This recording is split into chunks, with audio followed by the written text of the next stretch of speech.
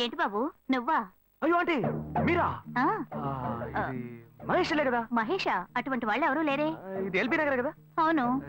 Second స్ట్రీటే కదా? కాదు కాదు, ఫస్ట్ సీట్. ఓ ఫస్ట్ స్ట్రీటా? నాకు అప్పుడే డౌట్ వచ్చింది. సరే మిమ్మల్ని చూడటం సంతోషంగా ఉందండి. నాకు సంతోషం బాబు. నేను వస్తానంటే. ఏమైంది బాబు?